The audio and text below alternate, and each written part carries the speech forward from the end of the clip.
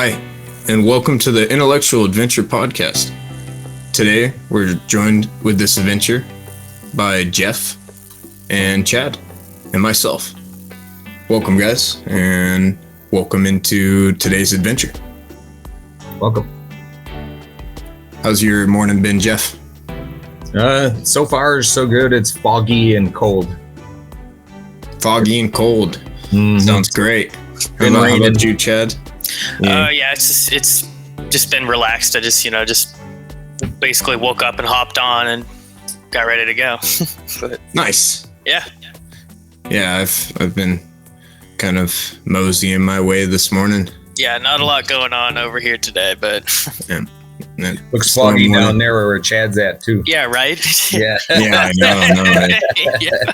He's got such a beautiful tree line, you know. Yeah, Mhm. yeah. Yeah. That's pretty much what it looks like here. I can't even, I can see the edge of the field and there's nothing behind it but white fog.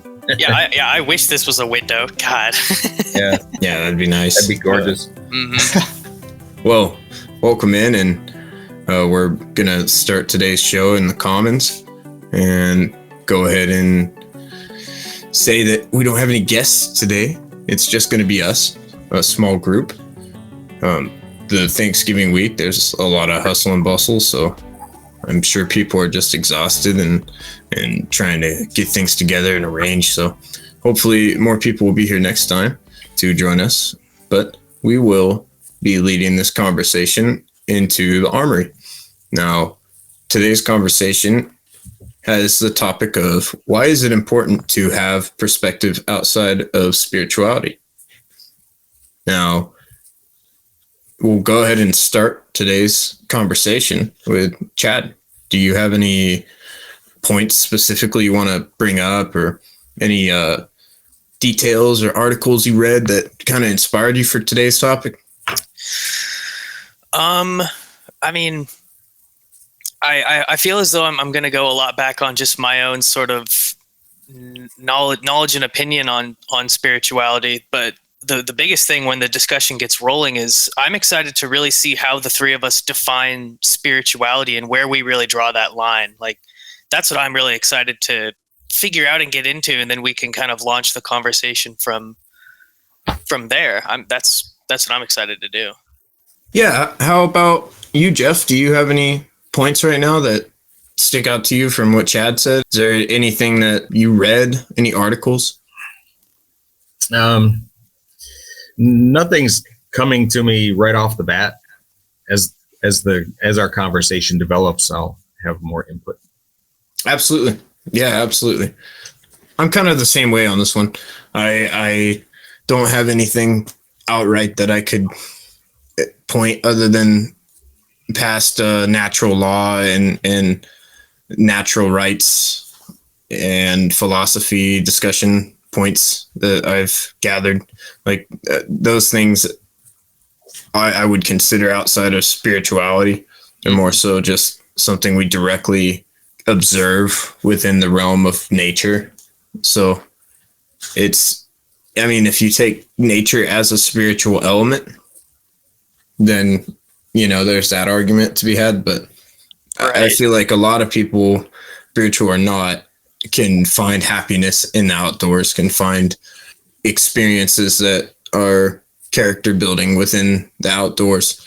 Survival training is a good aspect there to be had. I mean, everyone should know survival training. It doesn't matter if you know the words of the Bible or the Quran or whatnot. The chance of you having to fight for your life and take care of yourself in a situation out in nature is a pretty critical chance, So, Well, and I like how it really toes the line of this duality of where the perspective outside of spirituality, and that you could consider nature outside of spirituality, but you could also very much consider it inside of that. It's been so ingrained in our in what humans have been a part of for so long that it both is and isn't a big part of our spirituality, because it has a lot to do with the science of how we came to be, and it has a lot to do with the harshness and the survival aspect. But then it pops up so much, and it's interesting to sort of talk more on that one. just even nature and that. I have something I can add to that. Yeah. Go ahead. Regarding spirituality, does not necessarily mean religious in any regard. Yeah, that's what I've been really interested to crack open on this one, because every time before we were getting into this, I was trying really hard to draw that line, but I decided that line can't be drawn until we all discuss it together. Mm-hmm. Yeah. Yeah, I think that would be something that we could discuss now before we really dive into our individual aspects of it, because yeah, it is a good thing to point out. And I was more so saying what I said earlier in a joking aspect of, nature's just a universal concept. That, it's good to know how to start a fire. It's good to know how to hunt or fish. Food gathering is an important aspect. Don't eat the wrong berries. Don't eat the wrong mushrooms. So, but in all reality, it is a very interesting thing to see what people do or how they walk the line between keeping themselves spiritual and keeping an open perspective towards something they may not understand, but they're willing to try.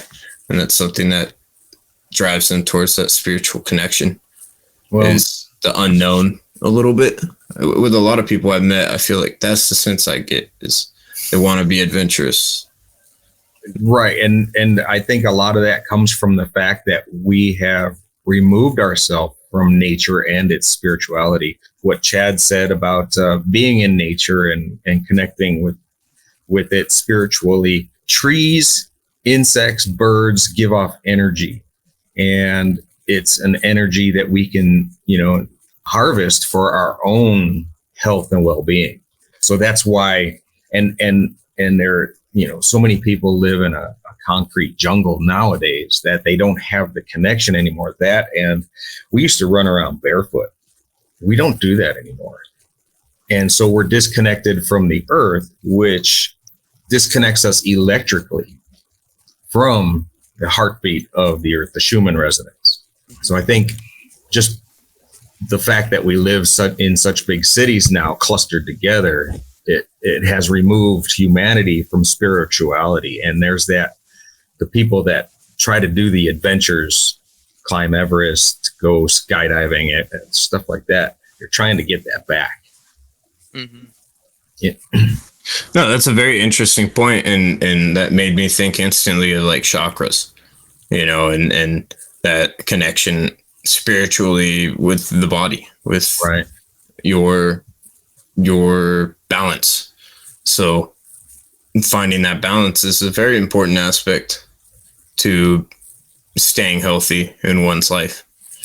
Just yesterday, I was texting back and forth with maybe a bot, I don't know, somebody on Facebook, and telling them about it was having to do with this bomb cyclone, the atmospheric river, the flooding and stuff like that. Yeah. And they pump fear constantly 24 hours a day to keep your vibrational energy low and keep you in fear, and so that you're tied to the TV, so that you are easier to control by those that would try to control you.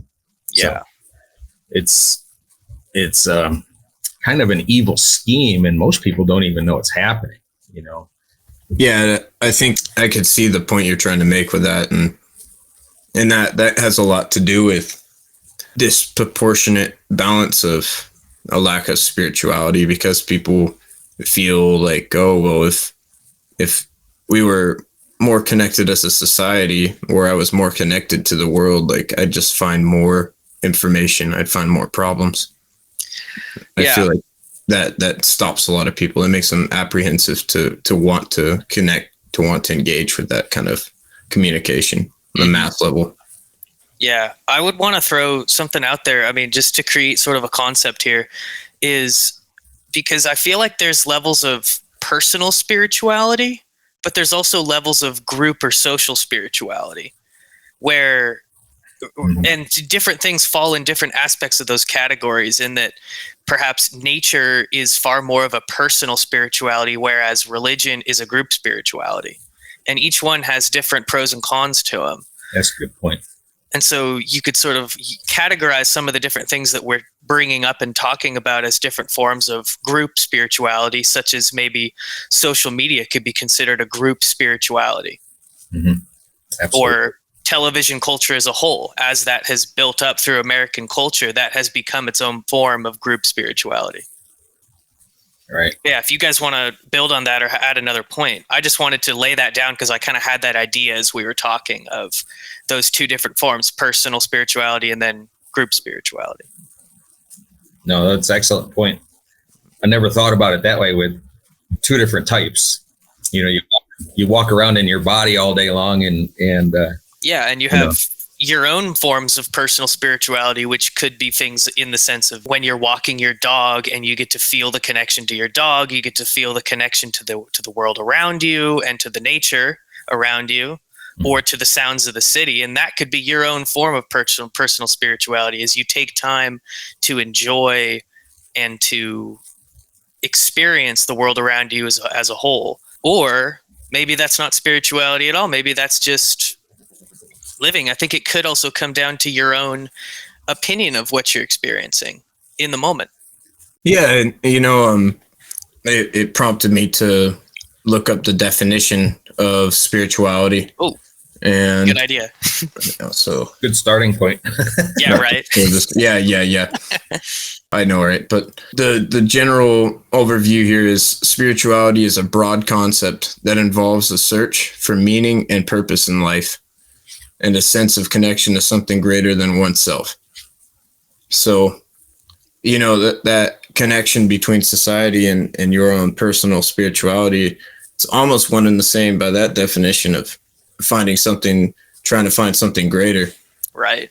And let's see, because that was the general definition, but I'm going to look into Merriam-Webster, and that says sensitivity or attachment to religious value, quality or state of being spiritual. Well, spirituality, yeah, of course. That's interesting that's how they define it, is sensitivity or attachment to religious values, because that's almost modified. I have a Black's Law Dictionary. So the legal determination, according to the courts, of spiritual is an adjective of or relating to ecclesiastical rather than secular matters. Spiritual corporation. Interesting. I like that one. That's maritime law right there. Okay. You walk into a courtroom and talk about spirituality, and that's the definition they'll take from it. I love how different all these definitions were. That just crazy. speaks to the mysteries Black's revolving law, around its own. Yeah. This is a law of the sea, and not to be confused with the law of the land. Once you walk into a court and go past the bar, then you have technically entered the ship, and you're under maritime law. Interesting. And they don't recognize a person. You're a entity. You're a corporation. I did not know that. Yep. Yeah, that's really interesting. But Chad, what were you trying to respond with earlier? We were talking about the variation of the definitions. I think it was interesting to sort of track or how interesting it is that it's so different, and it seems like it's different over time. That over time the definition of it has shifted, but I like how each one is still broad. Each one is still up to interpretation to some extent. Yeah, there's a lot of play with how it's changed and what aspects it's been used for. I think for the more personal aspect, it's about finding that religious connection, right? Yeah. Because you can have, for lack of a better term, like self-religion, like a set of ideas within yourself that you feel religious to. In my mind, that's where it goes.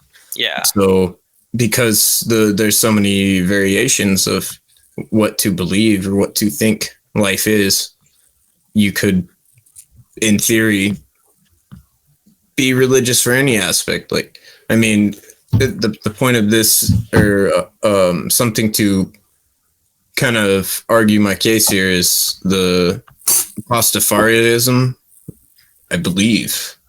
No, you got it. Unless you're talking about Rastafarianism, but there's Pastafarianism, which is...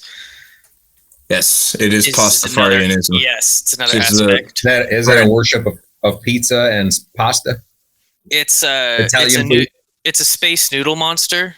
A space noodle monster. You believe that a space noodle monster will come down and... Yeah, if I may, I can give the definition here for the viewers too. Yes. Never heard of it. Yeah, pasta. Excuse me. You would like it, Jeff. I like pasta. No, it is pretty funny. I'm English I'm Italian by association. But we're getting tangented, guys. I need you to focus on this because there's an aspect I'm really trying to pull from this to get the point, and it's on the origin of it. So Pastafarianism is a or parodic religion that worships the flying spaghetti monster. So that is the thing. But the origin is Pastafarianism began in 2005 when Bobby Henderson, an Oregon State University physics graduate, sent a letter to the Kansas Board of Education. The letter parodied the reasoning behind the argue for intelligent design in public schools and proposed that the universe was created by the FSM as an alternative theory. So he's just trying to prove that there could be an alternative, that it shouldn't just be one thing that you're exposed to, essentially.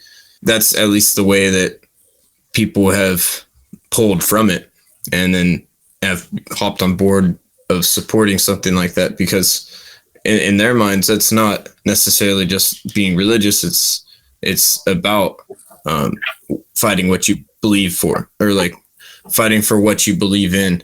So if you have aspects against the school system, for instance, and you take it to heart that you want a better education for the next generation, so you think education's an important aspect. So this is something you take on to socially fight, to almost make a spiritual movement towards combining people for a bigger purpose through something that is simply a gateway of making that connection. That's why I think it's very interesting. I'm just like absorbing that information. No, I get it. Generally, like, I think spirituality is a very hard thing to know what completes it, what balances it. Like, it's a hard thing to pin down, and our topic is why is it important to have a perspective outside of it? Should we perhaps try to make a few points on aspects where we think that there should be consideration outside of spirituality, of where that's really important? Or should we try to establish times where maybe it is really important to have a spiritual outlook on something, at least in our own opinions? We could start with either one. Yeah, no, I think that's a great transition into the trial grounds and to get into the bulk of things, because yeah, ultimately you're right. This is a conversation outside of spirituality, and yeah. I think we had to establish it, and I think we established that it's hard to pin down, but I think we all have a good idea of where it starts and ends. Yes. Mm-hmm. No, and I think it's very important to start with the concepts of like economy. You know, economy is one of those things that in society we've dealt with for a long time. You know, the Merchants Guild has been around as a formal established thing for hundreds of years. Mm-hmm. And so these concepts aren't new to us. Yeah. The reason I mention economy at first is because economy affects so many things within the personal mental balance of people's lives. And, you know, there's always a class in every society of someone has a little bit more than another, and someone's doing something a little different than the other. So in some degree, there's a class of skill, there's a class of wealth, and the economy is a reflection. The general economy is a reflection of how the family units and how the education and all these aspects kind of tie together, how it's cooperating. And, our resources are part of that economy. If we're using our resources in a poor way, we're maybe not walking as spiritually or as religiously as in past or maybe we should move towards. So like those are aspects that I see that I think are important to highlight, because it's not straightforward, and all the observations you can take from your neighbor's well-being can potentially help your town as a whole, the people that you care about as a whole, because ultimately we're a generational species. We're not here forever. We either pass on or avoid passing, Yeah. And another thing to think about too is that when it comes to economy, I like that that's the first one that you brought up, because since economy has to do with money and wealth, it really makes sense that a lot of the decisions and a lot of the motivations should be motivated by more facts and math, as opposed to, and our own capitalism backbone, at least here in the States. At least that's what should drive the economy, is facts, math, and unfortunately sometimes capitalism and greed, just because of what is in place. But you could look at a economic system that is influenced by spirituality. If you were to look at, say, parts of India, where a lot of their class system is based on your own sect. So that is an economy that is heavily influenced by spirituality. And I mean, India has its own things going on, but it wouldn't be fair to me to say that it's a poorly run system, as unfair as it would be to say capitalism is a poorly run system. Just each one has different problems, but our economic system is completely based off math and facts and competition and things like that. But then when it could be based on something else. But my point is that I think it is a time when spirituality should take a back seat to a view outside of spirituality when it comes to our money and our wealth. No, another example could be like North Korea. North Korea is a really spiritual situation if you think about it, because they're forced, they're crafted to become these followers of this this supposed religious family. The Uns. I don't know if they are the Uns, but I think they're the Uns. But something like that. I'm in charge. Worship me. Yeah. Yep. Yeah. Exactly. It's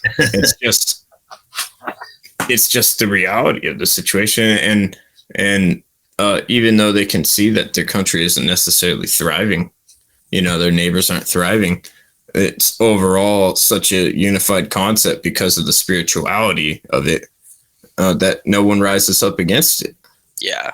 I can't help but think that those people want to fight back, but there's no way that they see a position with the resources that they're given to make that stand.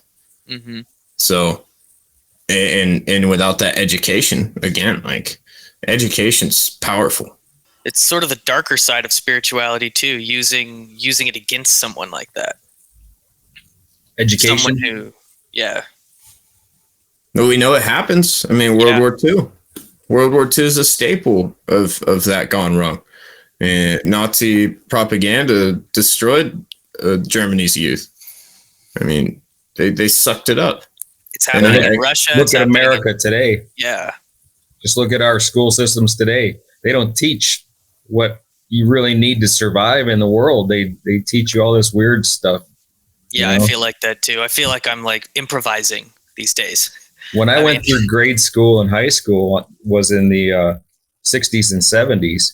And even then, I was raised in the city, just outside Chicago, and they did not teach skills that you would need, for instance, here in the country. Yeah. But they did teach the science, the math. I took computer math in the 70s in high school, and in like 76. It was IBM punch cards. They don't teach what you really need to survive nowadays. I mean, they're trying to change math 2 + 2 = 5, because otherwise it's racist. It's crazy stuff. It's, it's not what people need to survive. It's dumbing down society so they can be controlled, in my opinion. No, and I mean, I went through school in, like the early 2000s through throughout till the mid, because I was graduating class of 2019. So like inside of that time period, it's the same kind of things. It's like not a lot has really changed. I mean, I think I would imagine, at least what I wish was that there was more of a regular curriculum around not just personal finance, but through like a better understanding of how business works in the real world, and a better understanding of how of maybe even how government works, like that it's just a larger part of the curriculum, and that there's more emphasis on understanding those things, because they don't put a huge emphasis on understanding those things because they only want certain types of people to be in the echelon that are participating in that kind of business and aspect, and business and government. At least that's a thought, Back when I took business communications when I was in high school as well, but they didn't have how to set up and run a business classes. That might have come later in college. I didn't go to college. I went to college to learn how to weld. I went to college again for advanced welding, TIG welding. I didn't go to college to get a degree or anything, because for myself, my path when I was a teenager, I knew wouldn't need a degree, just because of my interests and where I was headed in my own mind, in my own, I was not headed for a desk job anywhere.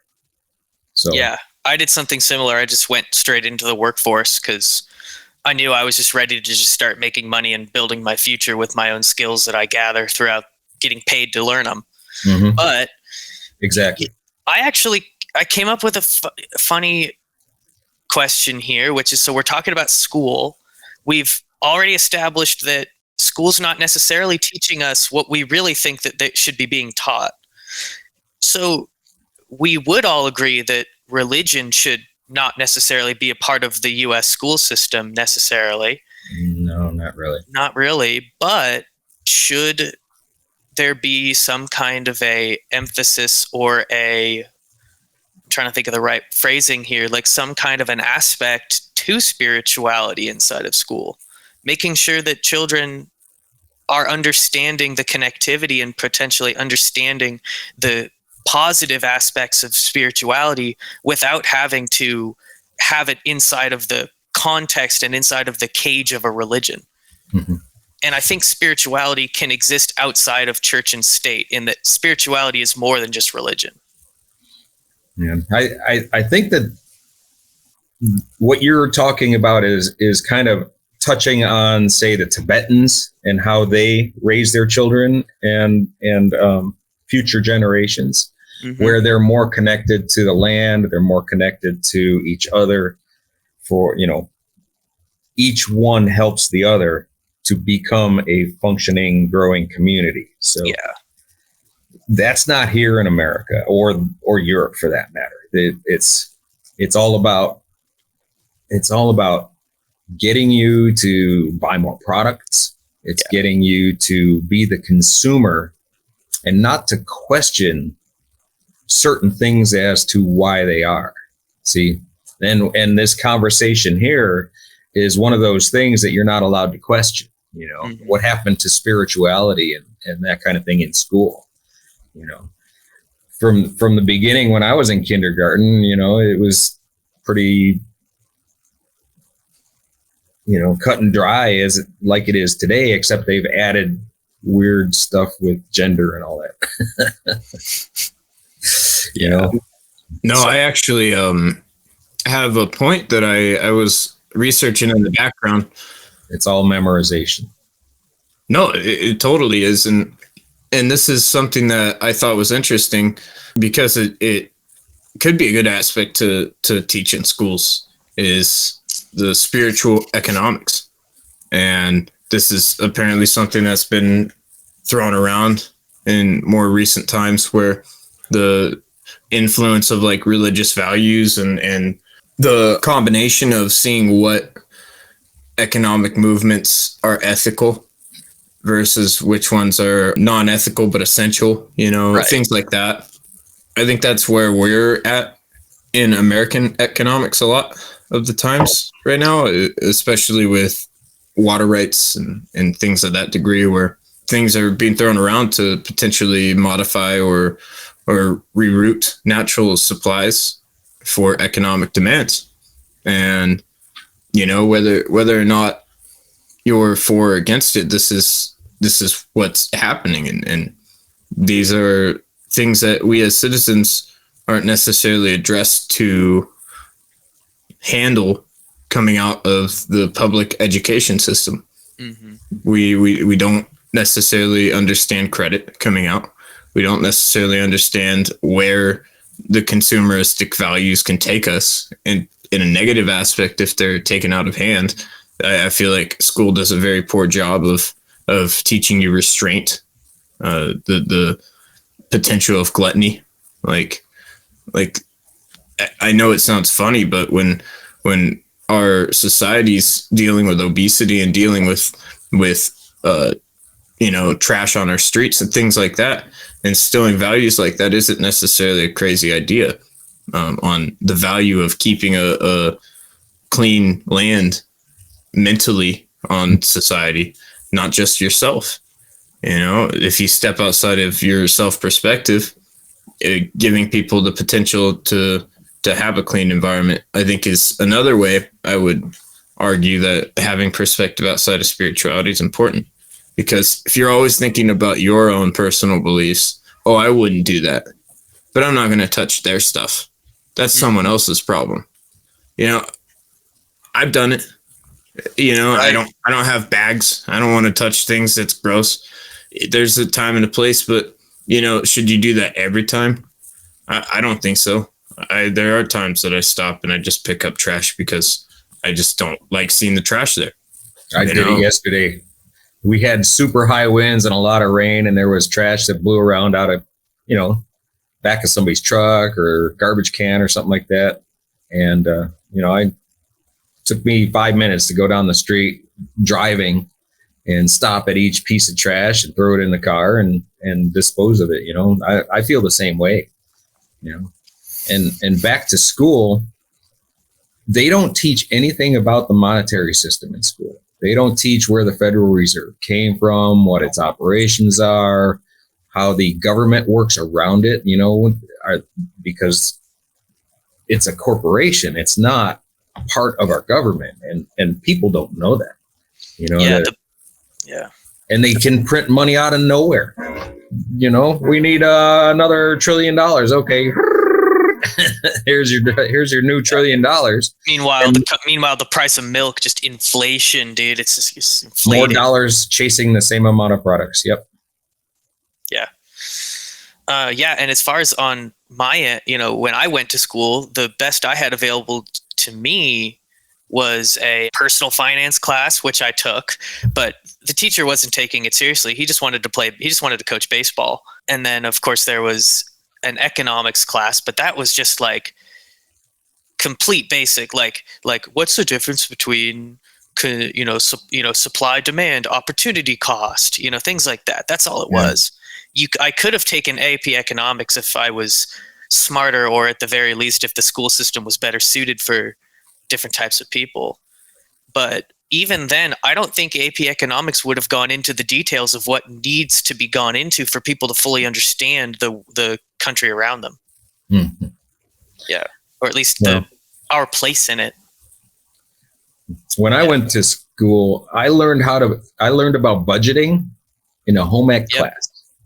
I didn't learn it in a business class. Yeah, I learned about budgeting in a personal finance class. And again, the teacher was just like trying to get through so that he could leave. Which, and again, it's like that to me was just a little insulting because I took that class because I kind of wanted to learn some of that stuff. And then to have the teacher just Buzz not through care it. about it at all. Right. It was just bizarre to me. Yeah. Yeah.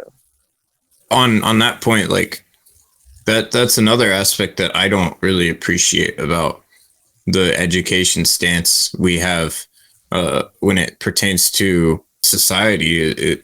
It's there's not like a big push on why it's important to have financial literacy. And I know we've established that to a degree here, but taking it further, like we don't really understand where the money's going in our school. You know, as a student ourselves, I've always felt like it would be more democratic for the students to know and to learn and to for there to even be a student board that is appointed. You know, each member of a class, so to speak, appoints someone. And in that aspect, I feel like that's very militaristic. You know, they give they're like a duty, like an on-duty squad lead. But at the same time, it instills communication. It teaches the value of stepping up to a leadership role, even if you aren't necessarily a primary leader. Like everyone needs to lead their life to a degree. You know, you need to lead yourself to the bathroom when you need to go. Yeah. Sorry, but you got to learn how to do that. You know? Yeah. I feel like that would be a really simple, that's to me one of the simplest ways for the school system to improve is to put a far bigger focus on group learning and on leadership inside of group learning, because that's what will prepare you the most for living and working in the outside world, especially if they start that from a young age, rather than everybody sit in the class and teacher says 2 + 2, rest of class says 4. Like, I feel like there's more cohesive ways that we could go about learning things together and learn how to problem solve together. And that sort of even pulls it into the idea of group spirituality, of where if we can flex that muscle more as children, it'll help us out flexing that muscle as adults. Right. No, I agree. It's the group will input more around the same subject than an individual that just transfer information from one person to another. And there are people who excel far more with individual work. There's some people's brains just work better like that. They're called introverts. Exactly. And they're that way for a reason, you know. They don't like to be around people. And there are certainly and I think that the thing that would also have to happen is we would have to look at, you know, the types of work and the types of jobs and the types of learning that suit these different types of people. Of that there's people that can't function in the group, and so they can pursue their own forms of learning, whatever's going to work best for them. But then also they can pursue jobs that don't require being in a group. But I think most jobs these days require team cohesion. I think it's far more common to find jobs that will function far better if everyone is working together as a team.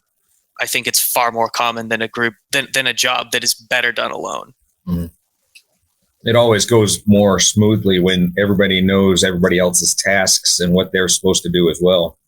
So they can tell when somebody else isn't maybe keeping up. Maybe they can, you know, help them along or reduce their own production so there's no the backlog or something like that. Yeah. And even just inside of school to just help to promote connection and that connectivity between people. And school does that today, because I felt more connected in high school than I do now, because now a lot more of my connection is my own responsibility rather than that everyone's in the same place all the time. Trapped there. Yeah. Yeah. It's true. And, you know, the internet's changed a lot of that. That's true. You know, a lot of projects you have to do online research or things like that. You're not, let me put it this way, you're not expected to go to the library. Yeah, Right. whereas someone in that back in Jeff's day of going through high school, I'm sure The was only place there expected to was go. information. Mhm. Yeah. So Or somebody that was older in the community that knew about the subject. Yeah. exactly. I Handed mean, down I remember. Yeah. Yeah, Or maybe somebody's got a world almanac or something like that, or who knows. right. I don't know how things worked in the back before times. My grandfather, my dad's dad, had to drop out of 8th grade to take care of his mom because his father died. And he taught himself higher math. He was self-taught mathematician. So Wow. it's all the internal drive that you have and what you want for yourself. And sometimes the group spirituality will help you to achieve that for your own personal spirituality. Mm-hmm. You know, sometimes you have to go to the group to find your own personal spirituality, which is kind of an oxymoron, you know. But it makes sense, because you go to other people for guidance and you go to other people for ideas and to help communicate and form your own ideas, or at least that's what I use groups for, or other people. When I need to figure something out about myself or figure something out about the world, I'll go to a group first and then reflect by myself. Here's an old saying I just made up. Although one can find spirituality by oneself, one does not become a kung fu master by themselves. Yeah, that's true. Oh, and also, if you don't know your opponent, what is there to defeat? Right.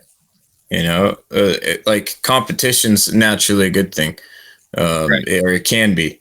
And but there was another point I was trying to make with this, and that was like, it was trailing off what you guys just said. Remind me, if you will, like, what was your last point, Chad? Here it was. I was just talking about how, because Jeff said something that made me think about it, where it's really important to find I was just talking about how you go to a group and you use that group spirituality and that group connection to form ideas.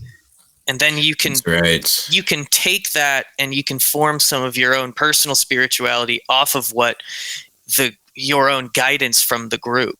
I was agreeing with what Jeff was saying, really. Mm-hmm. Yes. I remember now. So what I was pulling from that is it's important to really gauge how much you can handle with these tests and these group settings, because you're able to branch into subjects that you don't necessarily know, and you can learn to provide those resources between one another to achieve that final goal without or with more sense of humility to it as well, that you're not necessarily the only person engaging in this. You're combining efforts, and I think that's the aspect that can be. And I remember exactly what my point was. It was with this project, the Intellectual Adventure Podcast project. I've had a lot of ups and downs mentally with it, where I don't feel like I'm doing everything I could be. That's the prominent feeling that I have, and it comes from perfectionism, of course, where you just want to refine and tweak and refine. But I also feel like that's the connection to it that I have. It's a challenge that mentally and physically challenges me to drive and engage and make these social gatherings happen, because I don't always want to be social, as with everyone else. There's a power level, and sometimes, like even this morning, I was I gotta get up, do this. But then I became more excited, because it's like we're getting up for a good purpose. We're driving to push ourselves, to challenge ourselves mentally, to captivate a topic we're not necessarily even sure how to approach. And here we are, we're almost 50 minutes in on this conversation and making a really good headway. And, that's something to be proud of. And I think that it's important to really dive into how that can bring spiritual connections for each individual in that group. So having that perspective outside of it, just to have the fellowship, just to bring people together and drive towards a common goal that we can all see value in, I think brings naturally that spiritual connection for oneself, and it pushes us to grow in a healthy way. That's also why I'm driven to keep going with the show as much as I can, even though my body may say, no, be lazy. Like mentally, it's like, no, I want to be captivated. I want to have an engaging life. Why would I want to give that part up of life? Yeah. And plus, Cameron, you're an amazing creator.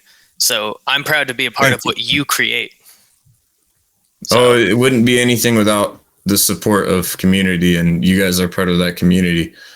And it means a lot. You could spend 2 hours just talking by yourself. I was going to say, yeah, you could just sit there and talk like a crazy person, just be like, okay. I could.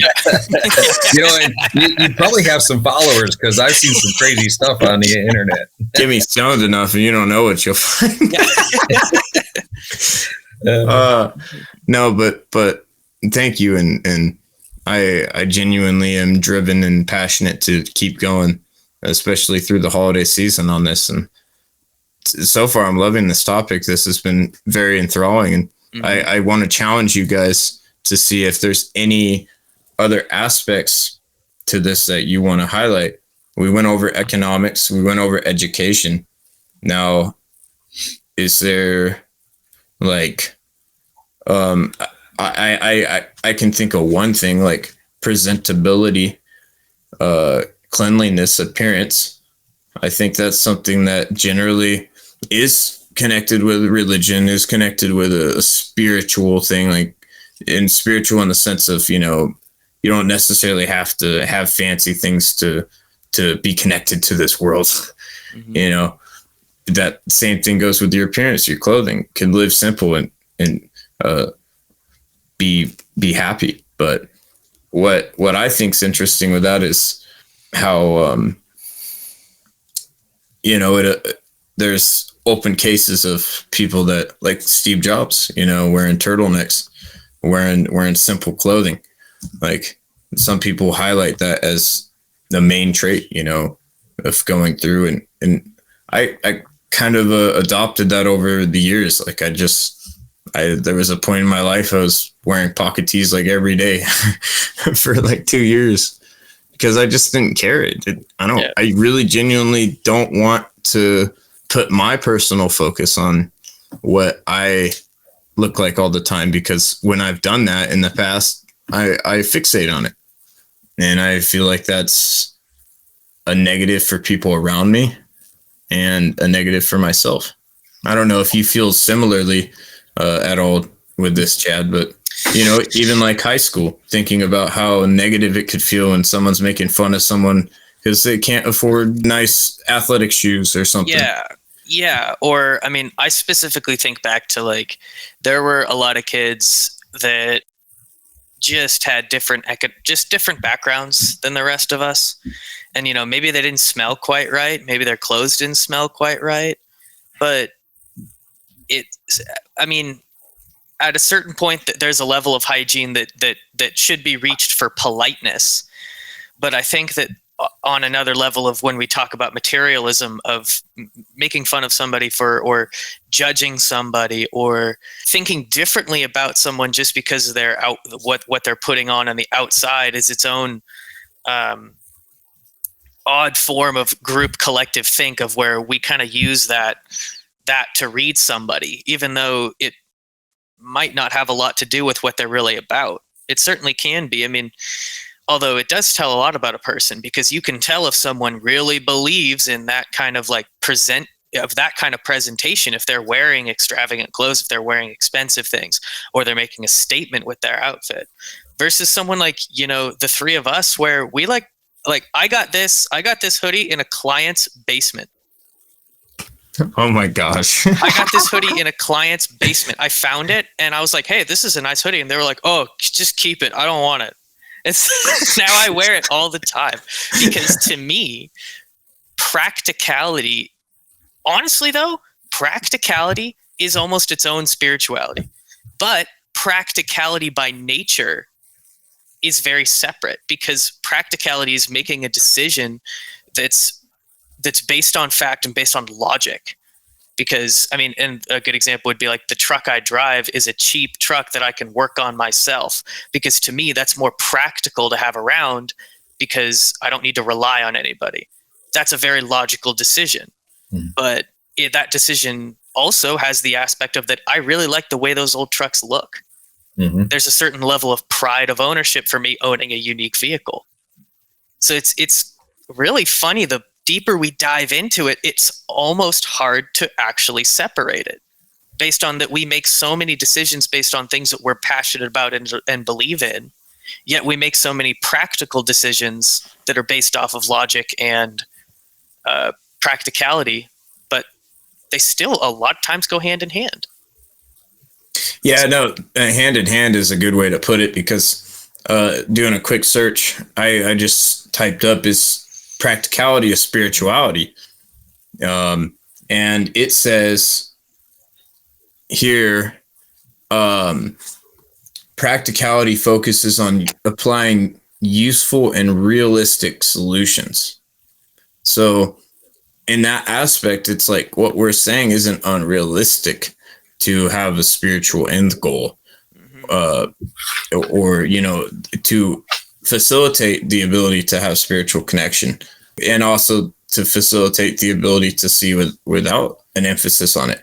So it's even said here that integrating practical applications of spiritual principles can enhance one's spiritual practice and make it more relevant to daily life, which is what we're kind of finding, that, you know, these things all trickle into forming your own personal stance, your own personal spirituality between the things that aren't, you know, it's almost like spirituality is that life choice, that essence with everything that you create to find your own place in the world. Yeah, to fuel your to feel like you belong. Your purpose in life. Yeah. Yeah. Exactly. And to bring it into my own context, it's like I really value my own independence. And that's its own form of belonging, is feeling independent, and feeling that feeling of confidence is its own sense of belonging, at least to me. Yeah.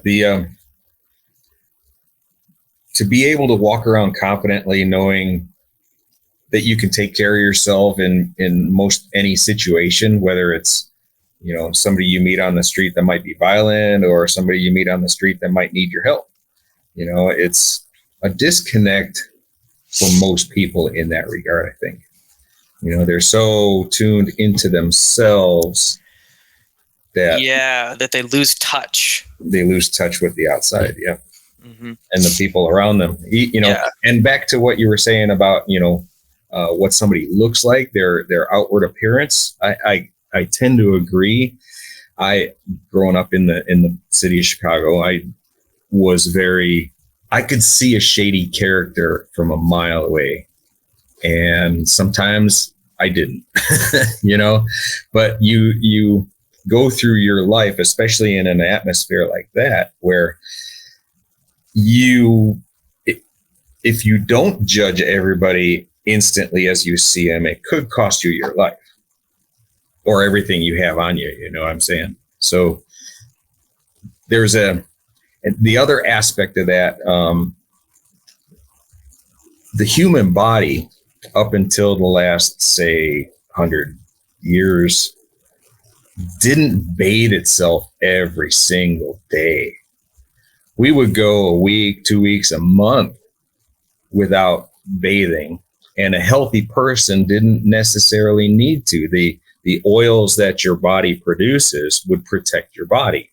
So the constant, we're in such a consumer driven world at this point that everything is about the latest the latest shampoo, the latest soap, the latest cologne, everything like that. And a good portion of humanity is disconnected from their own body, much less, people around them.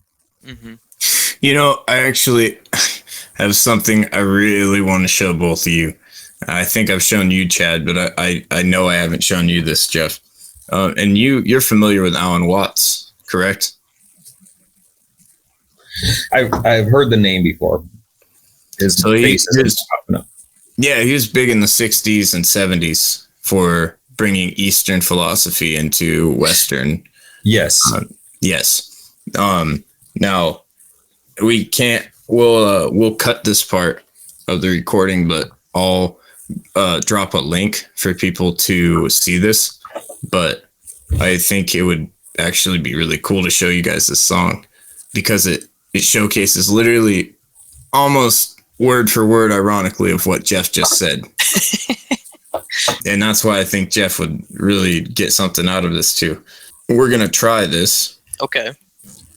No, that's a dope song. I gotta add that to my playlist. No. That's a good driving home in the van song. Just blow the speakers. No, I certainly is a way to disconnect from the reality around you. Yeah. No, and the electronic beats. Yeah. It ironically is. I love what he says when he says a moment is somehow ruined if we don't take a picture. Right. Because all my family, all my friends think I'm so weird and they're like, why don't you want to take a picture? And I'm like, dude, because I'm here now. It's like right. Why would I stop and do that? Or that's why I just don't take pictures of things. And maybe I'll regret that later in life, but I don't know. Depends. If I take a picture of something, that means it's pretty damn cool. To speak to that, I have been going through pictures lately looking for some of Lisa doing Master Gardener things because there's going to be a presentation the first Monday of December this is our last Master Gardener potluck for the season. So they're the lady that runs the place is going to put on a presentation about Lisa because she was there for who knows how long before I got there. She's the one that encouraged me to go through the program and become a Master Gardener. Mm-hmm. And I had considered it living down in Carmichael before I ever moved up here. I lived a mile from a botanic garden, for crying out loud. They grew azaleas and rhododendrons. And I'd go volunteer there, but they didn't have any money in Sacramento County for the Master Gardener people. So I met Lisa and she introduced me to the group over there in Reno. And so she's been at least 10 years, if not 15, working over there. So yeah, she has a long history with them and they're going to do a little presentation on her. So I've been trying to go through pictures. And as I'm going through the pictures, back to the picture thing, I got a little sidetracked. It's okay. It's okay, Jeff. I've been going over moments that I've spent together with her, and it's really, I can relive the moment again and again and again. Yeah. I can relive the reality that I experienced at the time. So to speak to that, I do take a lot of pictures. I took one of a dang rainbow in the backyard yesterday afternoon, just because it had been 14 inches of rain in the last 2.5 days. Mm-hmm. So, and as a side note, San Francisco was under extreme flood warnings for like most of the city. They have pretty much emptied all poop maps. Is that like going on right now? Is that what you're saying? We have a lull right now, but there's more rain expected in.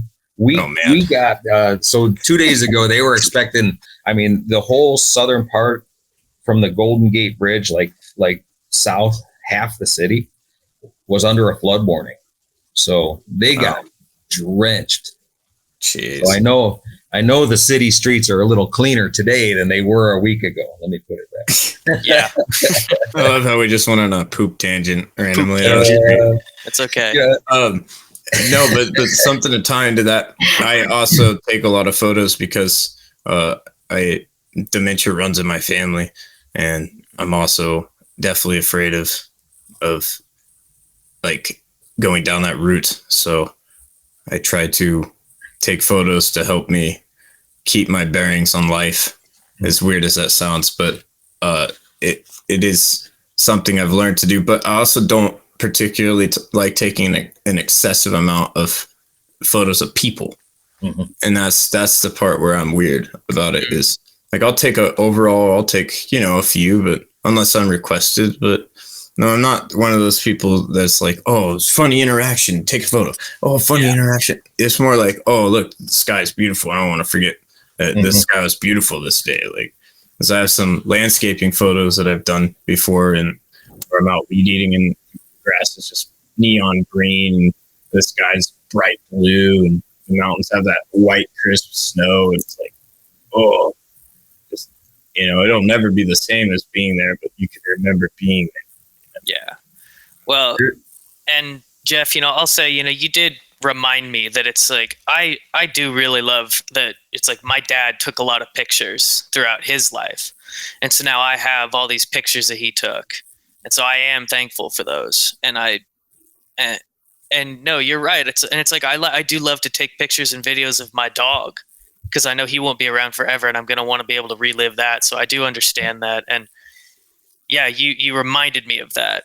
But I guess, my point is my day-to-day life, or my very general interaction, I generally just don't find myself taking pictures of just super, to say mundane is weird. It's just that when I see something that that a normal person might think to take a picture of, I just sit there and I'm normally just like, and then I'm back to whatever I was doing. I guess I live so in the moment, it's hard for me to even think to take a picture. But yeah, I tried to take a picture yesterday of a kestrel in the yard. He just showed up. They migrate in for the winter time. Yeah, see, that is something cool to take a picture of. Like, the one thing I stopped to take a video of once was I was out in the woods and I just saw a wild mama turkey with like 12 little baby turkeys. Yeah. Just walking right across my path. And I was like, oh my God. I got a recent turkey group photo on my phone too. So turkeys are awesome. Yeah. That's one of my favorite parts of Central Oregon. They're just all over the place. Well, I like all the birds, the migratory birds, the cranes especially. I love the cranes. I take them as good luck, similar to the Chinese. Yeah. I used to love seeing the great blue herons on my dog walks, because I would walk by a pond at my old dog walking location, and every time you'd walk by, there was one that would always fish there in the morning or feed, and it would just fly away with the huge wingspan. Just yeah. One of the first jobs I had moving to California was driving sea container loads to the Port of Oakland. And one run, I would have to be up in Nelson, California, which is rice country, to pick up a load of rice to go to the Port of Oakland, and they ship it to China, believe it or not. We grow the rice and send it to China. But I would go up there. I'd be there at like 5:30 in the morning so I could load at 6. And the rising sun and all the wildlife in the early spring, all the bypass would be full because they're trying to blow out all the water from all the rains over the winter out of the reservoirs, so the reservoirs don't fail, so I would see the egrets and the herons and the kingfishers and then all the migratory waterfowl that comes in, from the geese and the ducks and the widgeon. Yeah. Those were always cool. Like little mini ducks. And they run on water. It's funny. Yeah. Oh, and they've got a great name, widgeon. Widgeon, yeah. Yeah. You know, what was somebody like? What is that bird? Well, it's kind of a wet pigeon. a Widgeon. wet pigeon. Aye, a widgeon. Yeah. Oh man. Write that one down. Yeah. Scribe, write that one down. Yeah. Got it. Love it. I think we're at a good breaking point to break to the Breakpoint Heights. I will have Chad start with his highlight, his main point he felt bled through on this topic. I liked I liked the separation of a personal spirituality and a group spirituality, because I think those are two different things that are equally important, and one can lead to the other, and they can piggyback off of each other.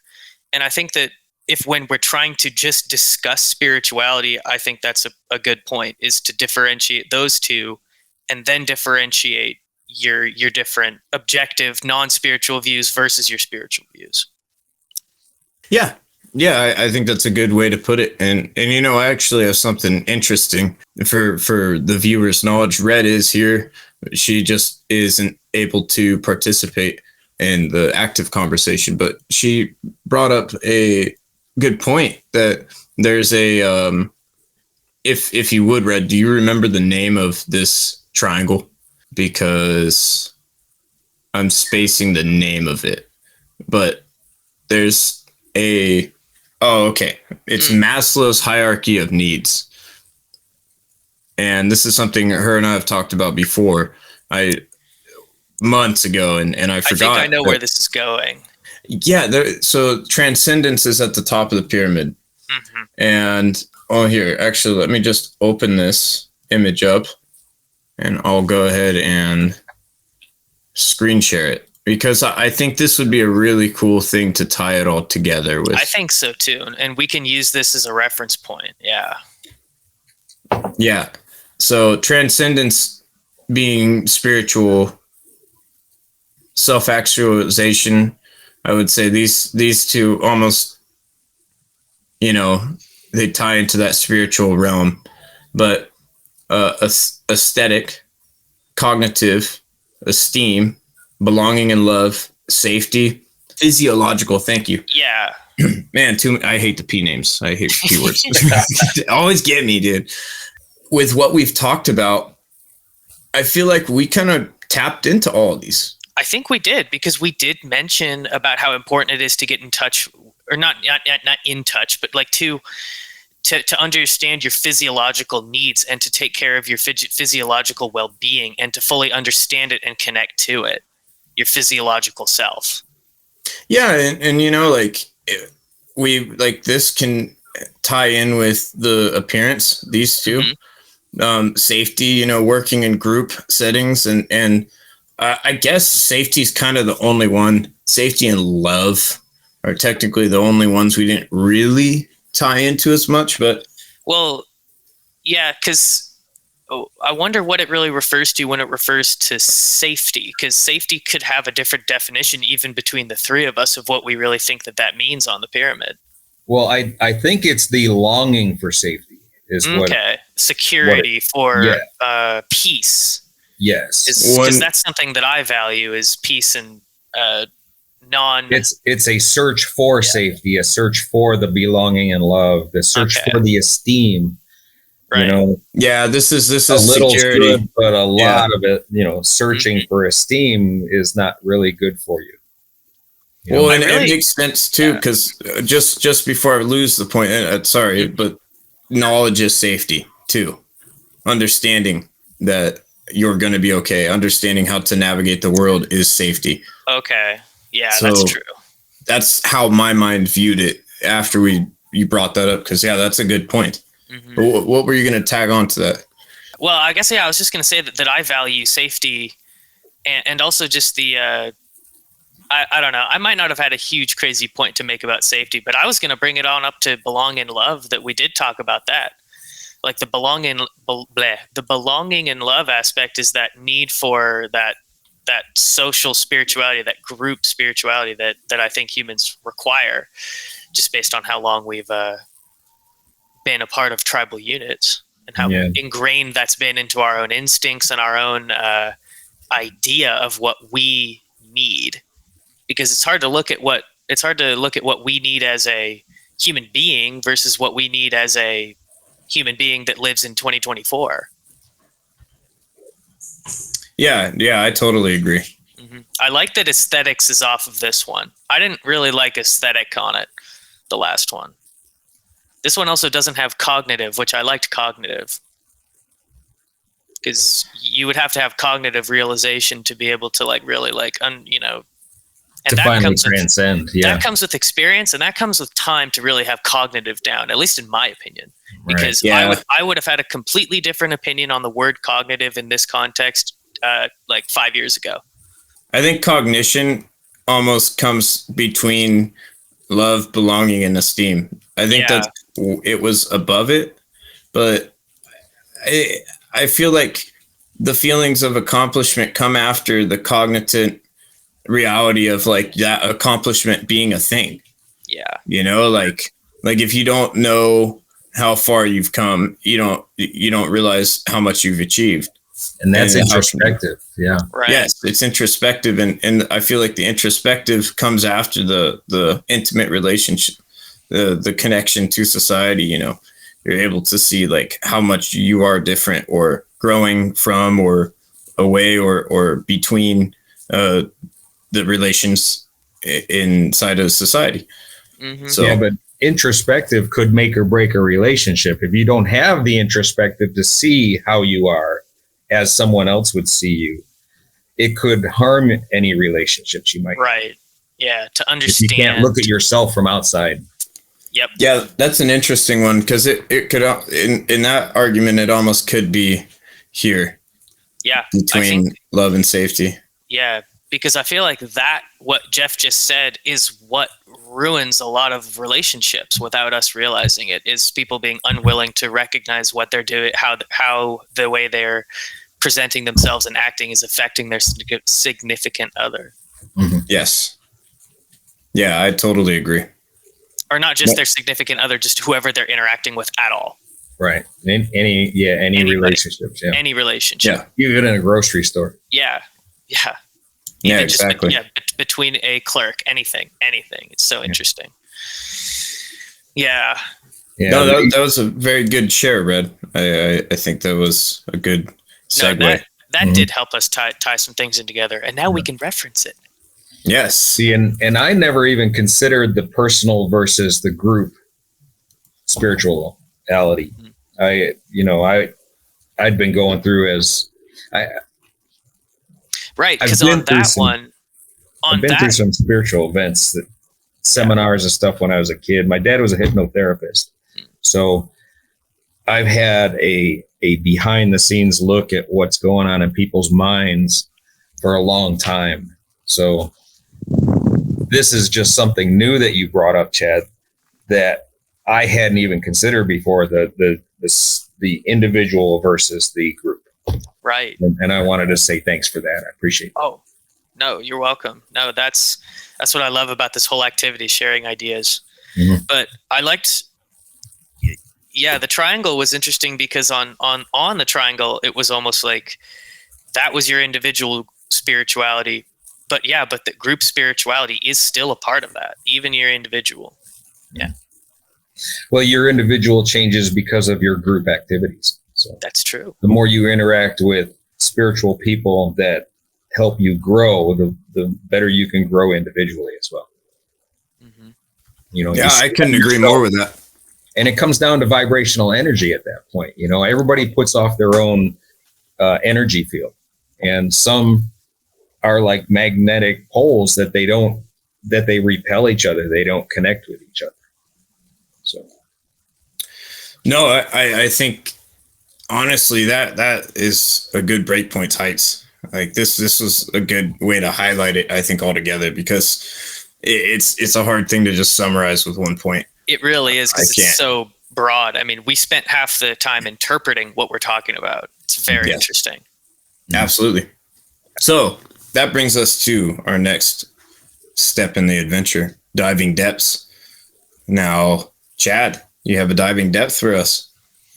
Okay. Is there something you feel today that you pulled that will really help you dive into subjects in the future or into your daily life? Mm-hmm. Well, for one, it was just really good to really have an actual discussion about this and to really discuss the definition of spirituality, because I haven't really done that in a really long time with people like this. So it was really good to take that away of just how hard it is to pin down, and B, just how intricate it really all is. And it really is kind of beautiful when you really start to take a step back and look at spirituality and try to find that dividing line between what is something that is better done without spirituality in mind, or better interpreted, and what are things that are totally essential to being a human being, and places where we can't not have aspects of spirituality be a part of our lives, and that we're integrating them without even thinking. We're doing these without even knowing. We're just making these spiritual decisions. And it's been really interesting to me to really break these down from these different perspectives on it. Yeah, I like that. I think for myself, it's been very interesting to see what how much education has to do with the spiritual journey. You know, I guess I didn't realize how important it is, or how common it is for everyone to find flaws within the system that is currently relevant. Yeah. Towards our end goals in current society, which is, you know, a cleaner future, a more sustainable society. At the end of the day, it's something that we're not going to go to war for in vain. You know, something we can believe in, because we know war is inevitable. We know there's going to be disagreements on the global stage, but we might as well found it and invest in something that we can fully believe in, and we can have confidence that we know what's going on between the scenes. And having observation within social science and economics and being just basically today really taught me that it is valuable to be a good citizen, to be a knowledgeable citizen in the sense of finding yourself within the society you're a part of.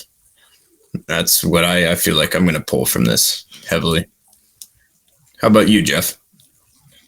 Well, going back to the personal and group spirituality, I'm going to move forward from here and look for more of that, to see how I can expand on that, how to increase my own personal by group spirituality, which means I got to start getting involved with more groups.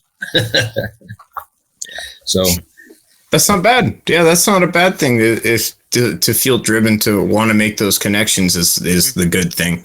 And I think that's, you know, that's where the excitement comes from to get to that next chapter of your life and to learn how to best feel in your own skin, you know, and to find purpose within your day. Because I know you're a very purposeful person, Jeff, and I hope that you don't lose the value within yourself because of something that you can't control, or something that has changed that course within you, because you bring value and you are a very strong individual when it comes to leadership and knowledge. You know, you are a teacher to society, and you should be valued as such. Although rough around the edges. yeah, you know, we're all rough around the edges.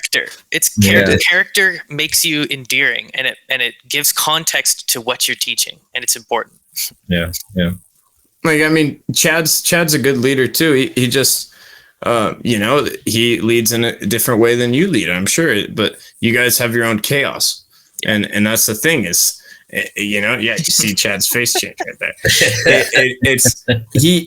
He's taught me things with HVAC, and I appreciate it. But is Chad like the perfect pen and paper? Like, okay, this is how everything goes. This is where every tool goes. Like, no, there's always a different experience to be had there, and there's always a learning curve. But that's the beauty of it, is it's organic. And you're not expecting that classroom textbook. Okay, this is A, we're going to go to B. After B, we're going to C. This is going to be a little bit of A, B combined with D, Z, A, and so. And while you're doing all that, I need you to take care of F. Yes, yes. It's organic that way. That's the real world we're in. It's not a straight line connection. It's a connection. Yeah, it's a multitask delegation activity. It's a thing. That's how leader. And I've led other things too. Like I've led teams into the wilderness and search and rescue, where I don't know what we're going to encounter. So it's like there has to be flexibility, but enough rigidity to where everybody stays safe. You try to take what you need, and you never know what you need until you're actually in the situation. Exactly, and so that's why leadership to me is more important to be flexible as a leader than it is to be rigid personally. Mm-hmm.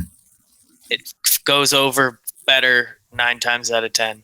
No, and that's why I appreciate both of you. I value what you guys have to say, because you have had to make those approaches in real world situations where you didn't have hand holding, and you had to lead yourself to a conclusion, a solution, and that's not always easy. You could think of it as, to be a good leader, you have to have a good handle on your own personal spirituality and your own personal feeling amongst yourself and your belonging inside of the team, to be able to invest in your group's collective spirituality and invest in your group's connection of whoever you're with. It's taking the same aspect of that we've been working together as a species for so long, that we meld spirituality and teamwork. It's as much, at least that's how you promote a healthy team, is you get your team to connect and you get your team to want to help each other. Good connection between each other. And then each of the team members maybe having their own specific strong point. Yeah. And the leader has to be confident enough in himself and have enough esteem, if we bring it back to the triangle, and enough self-actualization to be able to give the rest of the team the confidence that they need to be able to achieve what they want. And then step back and not oversee them and play puppeteer. And that, folks, is why we do not have really good leaders in society right now, because that is not instilled in school. No, that's something I had to figure out, and I'm sure Jeff's had to figure out just through trial and error. Yeah, fortunately, there's good mentors out there. And that's also why I fought in seeing this conversation. It cracks me up. That was my whole business concept before, was trying to connect and job shadow youth with mentorships. At the core goal of it was that cultural and social connection that would help them grow in a way that's more organic from this rigid system that we have. It's still needed. It's still not fixed, but hopefully with more push from social media and parents that are upset, that these things will slowly grind into a more organic situation. But I wouldn't, bet money on it, because fortunately education's usually controlled by wealth, and it sucks. They want as little people as possible to participate, because then that's less competition. They want good workers and good consumers. Yep. Yeah. No, I agree. It's a whole system.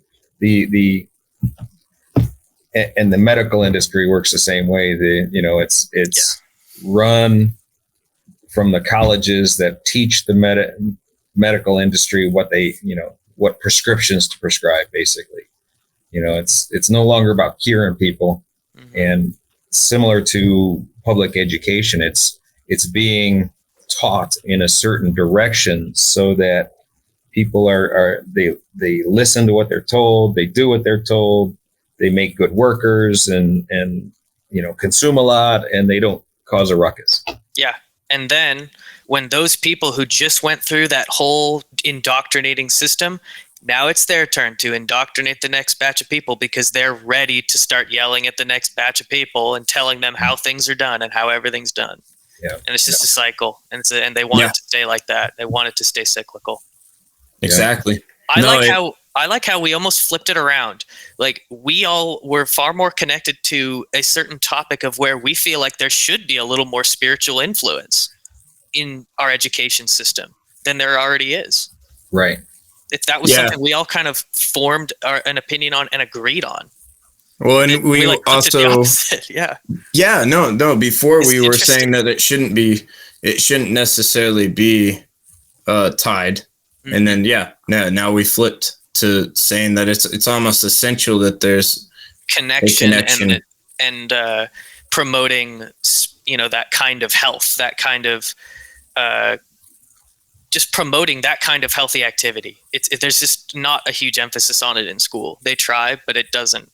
Mm-hmm. At least when I went through, it's not translating yet. It's not coming through as good as it should be. What I've learned over the years is that unless you take an actual class for it, they've disconnected you from nature altogether. Yeah. They'll teach you the history, which might include nature, history of extinct animals that may or may not have existed, Mm-hmm. Well, I'm not sold on all that, Yeah. And they'll teach you some of the, zoology, nature is a science, biology. It's like those are pretty. But there's no connection with that at the same time. Yeah, it's all very textbook, and some people can't connect to things through a textbook. Some people can, but I don't think everybody can connect to something and fully understand and learn about something with just a textbook. Right. Yeah. And I don't think textbooks feed group spirituality or individual spirituality. I think it's just a funnel of information that might not help everybody, mm-hmm. or at least certainly won't connect to everybody. Yeah, I don't think I don't think their goals are to connect everybody or to connect people with nature. No, I don't think those are their goals. Like I said, consumers, workers, follow orders. Don't cause a ruckus. Yeah. And do what you're told. But in this aspect, it back in your hole, urchin. But it highlights the effectiveness of taking education into our own hands. Yeah. And the emphasis of, you need to be diligent. And part of it is aspiring to become the person you want to be, and eating, absorbing the things that you want to inherit in your roles within life. If you want to be a disciplined person, maybe the military is for you. If you're afraid of the political nature or, the aspects you can't see past with military life, maybe just talk to someone from the military life, and you can still get values from that, mm-hmm. and still learn what they learned, but in a different aspect to where you're not mentally. You don't have to do the push-ups. Yeah. Yeah. There you go. You get to avoid PT. You don't have to get shot at. Yeah.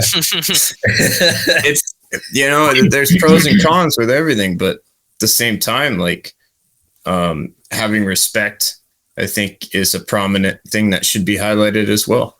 With all these things, we should respect people that have this knowledge. We shouldn't joke about it.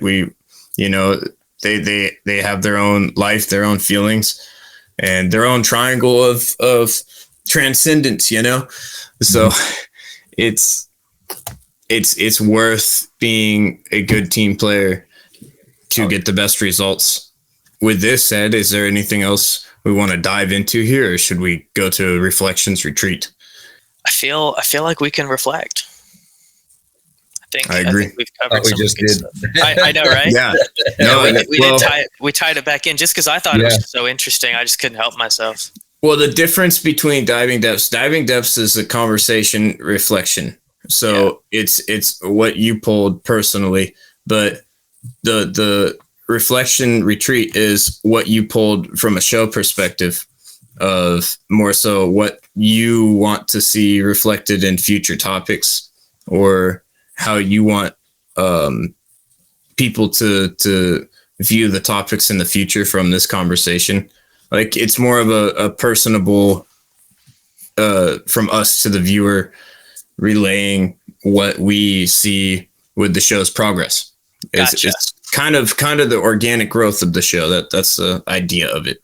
No, that makes sense. Okay, good. No, I get it. So with that said, Chad, you're first. Okay.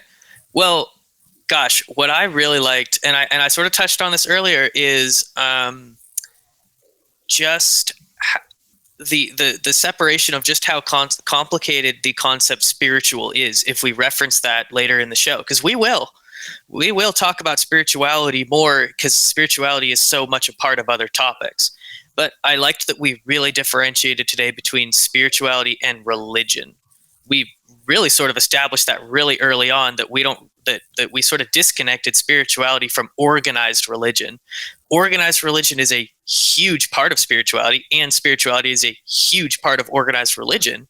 But for this topic, we really separated them. We really didn't talk about organized religion very much at all.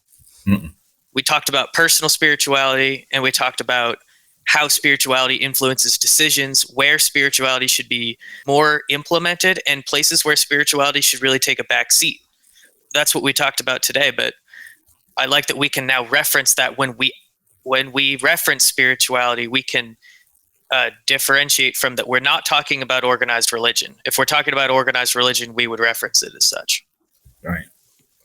Yeah. No, I think that's fair to highlight. I think it was good that, kind of one of the things you said, we came together on a conclusive point towards the end here, and we're able to find common ground. Mm-hmm. And that's definitely a good sign of growth between us all.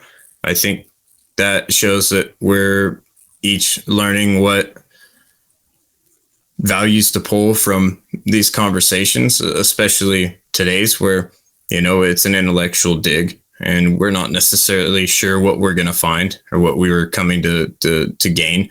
Yeah. But now we have more of an understanding about the individuals around us, and maybe we'll have more patience day to day between podcast guests too. Even coming in when they have a different perspective than all of us on the panel. That's going to be a whole nother dynamic that we haven't really talked about as a group as much. I mean, political stuff is going to come up. There's going to be times, if it happens on Joe Rogan's show and things like that, there's no reason it can't inevitably happen to us as well, where something comes up, someone's having a bad day and they bring it into the show, early morning, and they say something, oh, I don't like this group of people. I don't like this stance. Maybe we'll be like, well, why don't you, what's your spiritual journey like? What's your connection? How was your education? So things like that will help us all build more of a profile for approaching our guests and anyone on the show or within our daily lives. So I think that's something good. We got to keep that triangle too. Yeah. That was a really cool one for me to see and reference. I had seen versions of that, but that was the one you pulled up was really, really good. Aim for transcendence. Yeah. Now, Jeff, as far as your reflections, I like the what Chad brought up about the individual and the group spirituality. I'm going to have to explore that more in the future. Also, the education. I'm noticing in the last, say, 3 to 5 years that there is a shift coming. And not to be political, but the president-elect has said he will devote resources to people that want to homeschool their children. So I kind of take that as a step in the right direction, although not a panacea that'll just fix everything. So I'm reserved to see how it will work, but I am encouraged to see that people are starting to pull themselves out of the public school system the memorization, that kind of thing, and starting to think about homeschooling instead. People are seeing what's going on in the public schools now.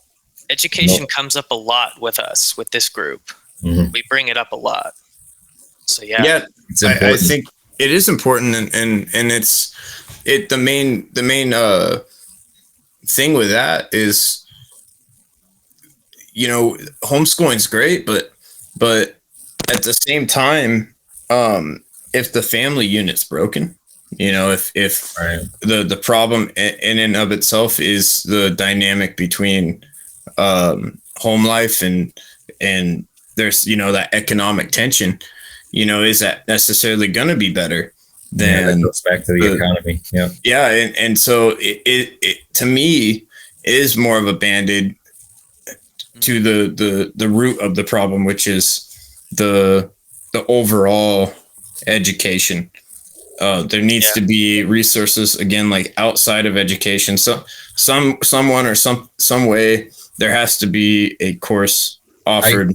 I can provide a connection on a couple of those things. Back to the Federal Reserve, the fact that they print money like crazy and the dollar becomes less valuable nowadays, you need both parents to be out working, so the children have to go to a public school. Yeah. I was actually just thinking of that so it's interconnected. Yeah. But it's necessary because the school system doesn't teach you about the money so that you could start a business or a trust that could actually expand and make money, as opposed to just pay bills every month. Mm-hmm. And we're, working 40 hours a week is theft of your time that you could do things for yourself at home or for your family. So if both parents are working 40 hours a week, that's time that they can't spend with their kids. And the kids have to go somewhere else to learn what somebody else is teaching them instead of the parents. So they're learning someone else's spirituality, which could be good, but in the modern school systems, it's not so great. Yeah. There needs to be options, basically. There has to be, because there's just going to be so many cases where people can't homeschool, or they don't have that cognitive reasoning to have the patience to learn it themselves, or to facilitate it. So that is a whole nother dynamic that we could definitely spend a long time discussing, because Red did suggest a topic for it, and we could build a topic around this, and we would all probably have a lot of things to share. Yeah, it'd be a pretty good one for another day. Yeah, I agree. No, and with that, I really want to thank everyone for being here. Thank you guys for coming in today and participating on the show and this adventure. I think this was a really fun one. Yeah. I'm surprised we went this long into it. I didn't know if we would or not, just with the small group, in our perspectives on it. But no, we were able to dig into some really meaty topics on it. Yeah, and I think we put a few things together too in the process. I really feel like I have a better just understanding of spirituality as a whole, just myself, just from this conversation. Yeah. We really touched on a lot of good things. Well. Yeah. I might have to take Rosie out into the woods instead of over to the airport. Mm-hmm. Give her a little spiritual walk. Go up to Lee Summit, There you go. Yeah. You could always walk up Kevin so it'll go bother him. I keep looking for the Sasquatch, but I haven't seen him yet. No, man. Well, thank you guys, and this has been an intellectual adventure. You guys have a great day, and thank you so much. Viewers. Yeah, take care. All right, bye.